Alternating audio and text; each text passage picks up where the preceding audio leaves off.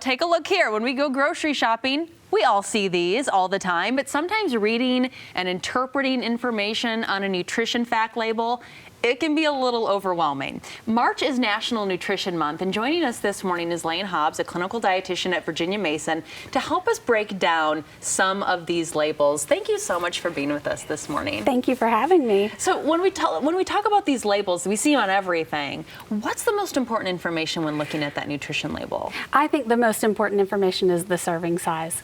It affects everything else that's on the label. And what's important to know is if the serving size that's listed on the label is actually what you're eating. Right, and that can be, I guess it's a little up for interpretation. I mean, when we pour a bowl of cereal, how many of us actually measure the real serving size? So talk about the difference between a serving size and a portion size. Yeah. A portion size is what you choose to eat, kind of like you said. Pulling the big bowl of cereal. Yeah, and it takes practice to estimate, to get really good at eyeballing how much you're actually having. So of course we recommend trying to measure and get a good eyeball for that. Exactly. But yeah, once you determine what your portion size is, so for example, if you're having a cup of cereal and the serving size is listed as 1/2 cup, then you would need to double all of the information on the nutrition label to get the right information. That can be a little disappointing sometimes. We were just talking last week, I was looking at the serving size on a box of Girl Scout cookies. Who's eating 2 cookies, you know?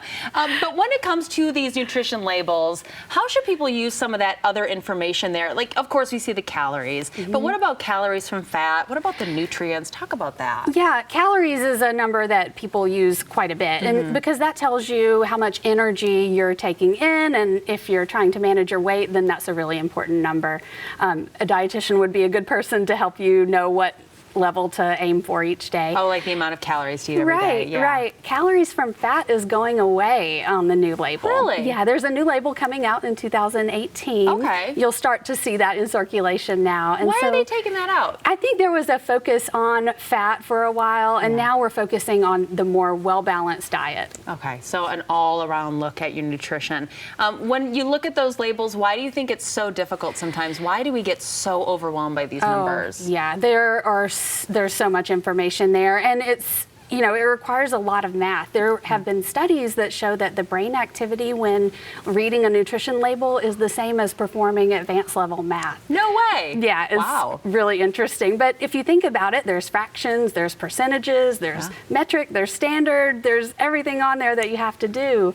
So it gets really complicated. I do think, I know that there are lots of little computer apps that you can get for your phone that sort of help you figure out how much you're eating during the day and sort of give you a good idea of what you should be eating, or maybe you ate too much that day. Yes. Like there's several apps out there that people find very helpful. To make the math easier. Exactly. it does the math for you. The key comes back to the serving size and the portion size, and make sure you're getting the right information in there to start with. It's good that they're sort of changing these labels a little bit to simplify this. Yes. It's again, very complicated, and people need this information. It's all important to someone.